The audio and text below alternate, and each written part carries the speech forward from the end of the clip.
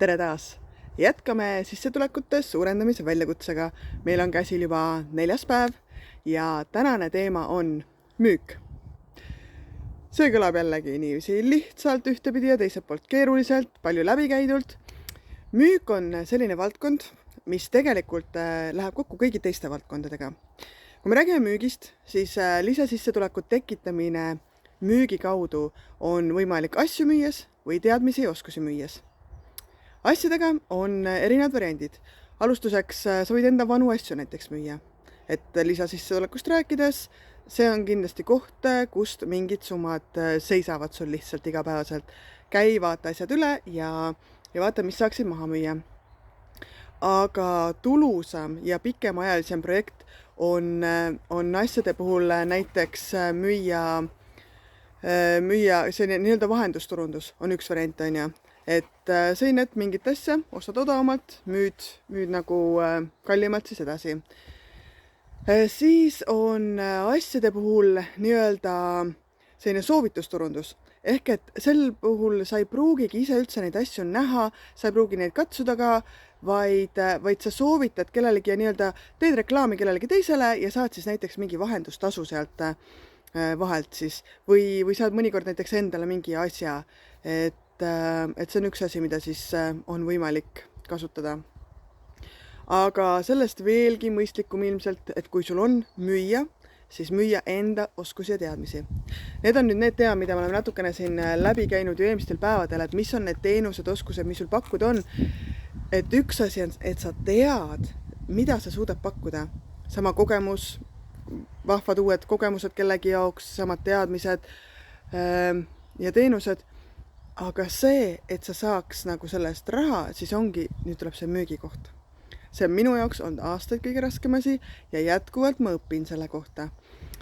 See, et ise ennast müüa, see nõuab seda mõtlemist algul, teadmist ja mõistmist, et sa pead seda tegema. Jah, sa võid olla väga hea. Näiteks ma tean, et kirjanikuna ma võin olla väga hea kirjanik, kirjutada väga häid raamatuid.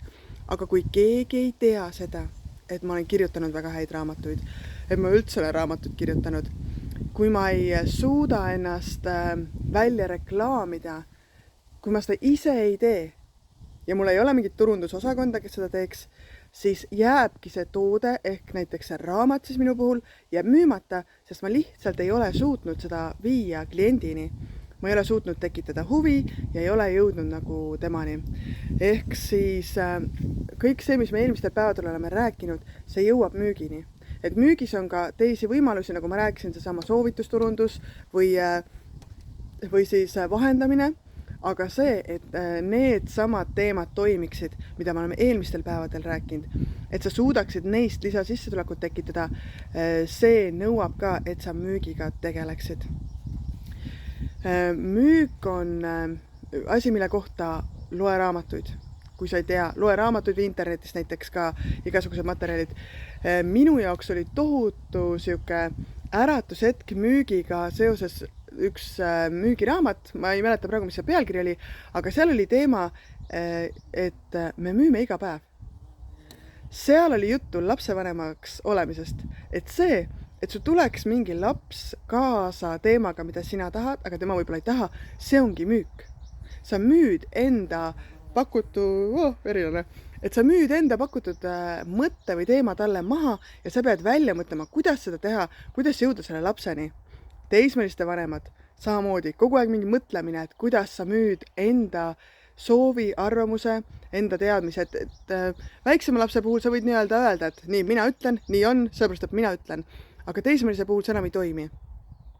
Tänapäeval see teismeliseks saamine on üha varasem, nii et see, millal vanemad peavad tõesti hakkama müüma enda pakutud, see on üha varasem. Ja 3-aastane on täpselt samasugune, et sa pead suutma müüa seda.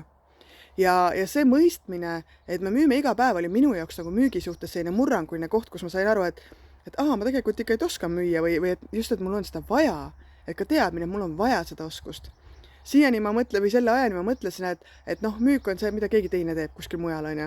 Et mina kirjutan oma raamatu, mina teen koolitusi, mina teen neid asju, mis ma oskan ja keegi teine müüb. Aga see arusaamine, et sa võid olla väga hea ükstapuha mis valdkonnas, aga sa pead suutma seda müüa, sa pead tahtma seda müüa. Kui sa istud seal oma selle hea teadmise, hea oskuse otsas, aga sa ütled ka, et mul on see olemas, aga mis müüa mina olen, mis ma siin müün, on ja. Siis esiteks sa jätad kliendid ilma võimalusest saada sinu toodet või teenust, sellepärast et sa ei näe vaeva sellega, et sa jõuaks nende inimesteni.